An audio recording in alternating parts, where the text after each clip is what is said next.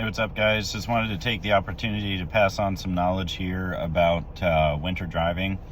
So where I work, we just had our first pretty substantial snowfall for the winter.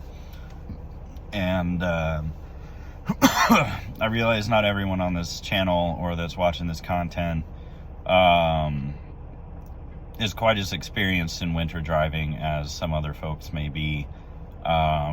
People from California, Texas, Arizona, Florida, looking at you guys, no judgment. You just don't have the chance to drive in it as often as some of us from frozen wasteland states may, or states where where you get something called inclement weather.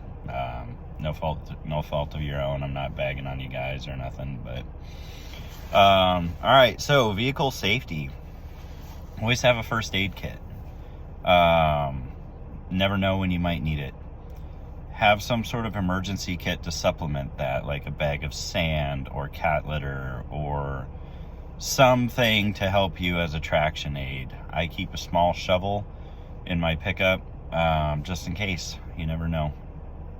Sometimes you take the dog to the park and you have to use it for that. Sometimes you shovel in snow. You never know, right? Definitely keep some blankets in there. Keep your phone charged. Keep an emergency radio, some food, some water with you.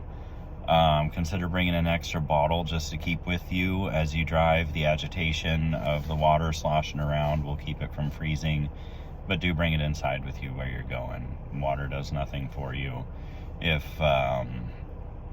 it's in a frozen state and you can't consume it. For those of you with a longer commute, you may want to supplement this with some additional stuff, some warm socks, some warm boots in case you got to abandon the vehicle and hoof it. I keep some food, water, a good sized, comfortable backpack, change of boots, socks, some other warming layers in there just in case I get wet, need to swap out what I'm wearing, excuse me, anything like that. All good stuff to keep with you. You'll find out what works for you. I keep medical supplies because I'm trained to do more than your average person maybe.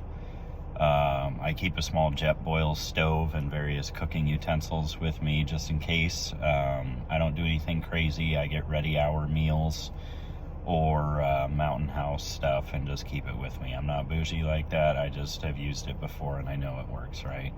I know bougie is kind of a slang term, but hey. Nice stuff usually holds up better than cheap, crummy stuff of other brands. That's all I'm trying to say, I guess. So, other than that, some tips. Leave yourself extra time. If you're coming out of LA, you know LA is 2 hours from LA, just like Honolulu is 2 hours from Honolulu when the highway packs up. You guys know how it is. Leave earlier than you think you do. Take your time. Go slow. Drive to arrive alive. It sounds corny, but you're not only worried about yourself, but you're worried about other drivers that may or may not be as experienced in driving in the snow. Sometimes you may not be able to stop when you're coming up to a stop sign. You need to make that judgment call. If you can't safely stop, that means you're traveling too quickly. So you either need to steer the vehicle into some powder to try and get a little more drag to slow you down, or make another call. Sometimes it becomes necessary to do things that would otherwise be unsafe to keep yourself or other drivers safe. Gentle, firm pressure on the brakes is better than slamming on them because you are just going to lose control of your vehicle. Same thing with acceleration. Be slow and gentle. Some other good tips. Steering is another one that throws people. If you're back into your vehicle, pickup trucks are pretty light in the back end unless you put sand or dead weight in them because they're made to haul. So we'll use that as an example. If the back end of the pickup truck starts going to the right, you're going to want to steer your front wheels into the direction of the turn just enough to regain control, and then keep your eyes on where you want the vehicle to end up, and you will naturally steer the vehicle that direction. If you get into a full-on slide, there's not much you can do. Sometimes it's better to just hands off and protect yourself as best you can. With some experience, you'll know if you'll be able to recover it from whatever unwanted condition you've entered. To borrow an aviation term, departing controlled flight or departing. Your vehicle is basically ballistic and it is doing whatever it wants until you're able to regain control. In the aircraft sense, you would crash. With a car, it's going to be over a lot quicker than with an aircraft, but same general effect or general concept. There may be a time where you depart control and you may not be able to recover it no matter what you do. Be leery of overcorrecting. Start with small turns into the direction of the skid or slide to try and regain control. If that doesn't work, give it a little more wheel.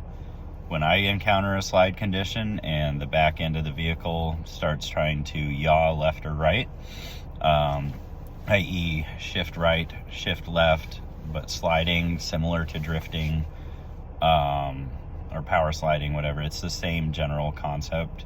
You're looking, with the latter two, you're looking at a deliberate controlled loss of traction, whereas on snow or ice, it's not always deliberate. Sometimes you can mess up even if you do everything right. Just accept that it may happen.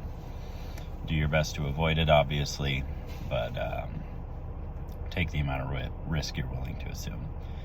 So anyways, where I was going with that is when I encounter uninduced yaw or a slide or the back end trying to come around to where the front end used to be, a spin, whatever you want to call it, right?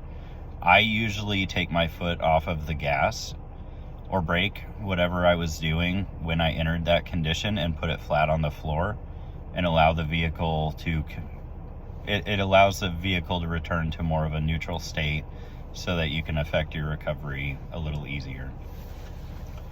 That's about all I have. That's the gist of it. Practice is perfect, or practice makes perfect, but perfect practice makes perfect as well. So I'm not advocating for going out and doing donuts in a parking lot, but you might want to at least know what your vehicle is going to do in a skid, whatever that looks like for you. Whether you decide to risk going and doing donuts in a parking lot, that's on you. I'm not telling you to do it. I'm telling you to learn your vehicle before you go out there. Because at some point your vehicle could become a guided, if you're in control of it, or unguided missile, and now you as the operator are responsible for any damage the vehicle causes or has done to it.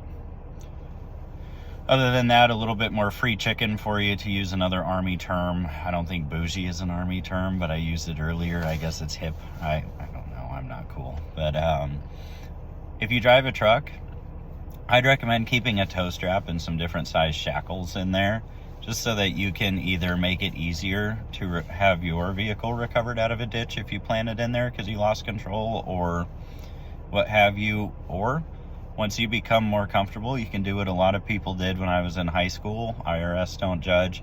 Sometimes you do the Good Samaritan thing, and if you were good at driving, you had the dead weight in your car or truck, and you had the ability to do it, some people would just drive around the county looking for people that needed a tow out. Money can be exchanged for goods and services, so when you're in high school, hey, $20 is good, man. You did a good deed and got paid for it. Like, hey, cool, right on. So other than that, I hope you guys are well. Have a good, safe winter season. And remember, drive to arrive alive. Super corny, but it works. If it's stupid and it works, it's not stupid, right? All right, take care. Thanks for watching.